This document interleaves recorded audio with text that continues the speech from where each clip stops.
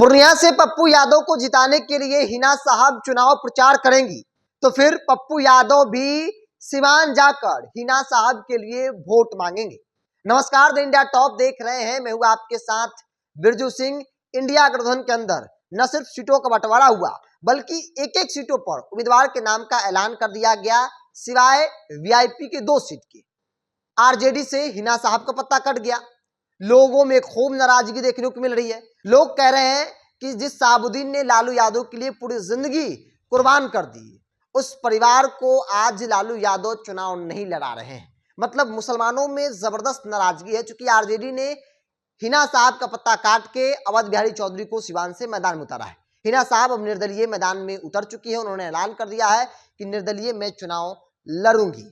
इसके अलावा बात पप्पू यादव की करी जाए तो पप्पू यादव ने कांग्रेस पार्टी में अपनी पार्टी जाप का विलय किया था, इस उम्मीद के साथ कि पूर्णिया से इंडिया गठबंधन का प्रत्याशी उन्हें बनाया जाएगा।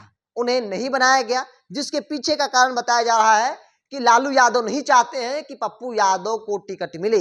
अगर पप्पू यादव को टिकट मिलेगा तो पप्पू यादव चुनाव जीत जाएगा, और चुनाव जीत गया तो फिर यादव में एक और चेहरा पप्पू यादव बन जाएंगे। तेजस्वी यादव के पैरेलल में पप्पू यादव भी दिखने लगेंगे, जो कि लालू यादव नहीं चाहते हैं। मतलब ये दोनों जो निर्दलीय हैं, चाहे पूर्णिया से पप्पू यादव हो या फिर सिवान से हिना साहब हो, ये दोनों का टिकट कटा, जिसमें लालू यादव की बड़ी भूमिका है। और इस बात को लेकर जो आरजेडी का कोर वोट बैंक है या फिर इंडिया गठबंधन का जो कोर वोट बैंक है, उनमें जबरदस्त नाराजगी देखने को मिल रही है। अब जो नया अपडेट सामने आया है कि पप्पू यादव के लिए सिवान से हिना साहब जाएंगी पूर्णिया, प्रचार करेंगी, वोट मांगेंगी।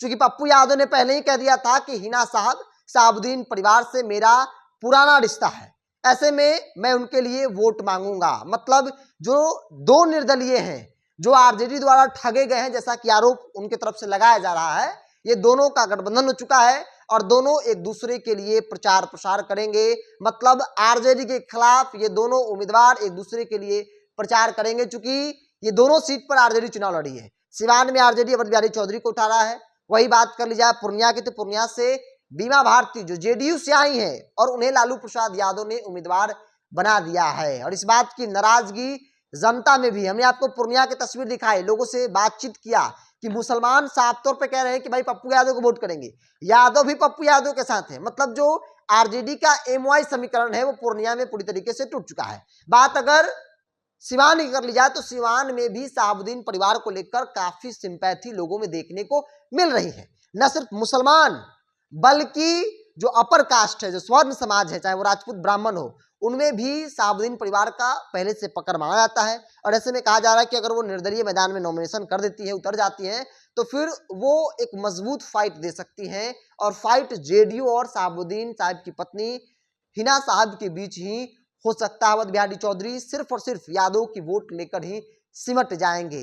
तो पूरी तरीके से लड़ाई जो है वो आरजेडी का जो गेम है वो बिगाड़ने में बड़ी भूमिका निर्दलीय प्रत्याशी को देखने को मिल रहा है। क्योंकि नवादा से विनोद यादव जो राजबल्लभ यादव के भाई हैं वो मैदान में हैं।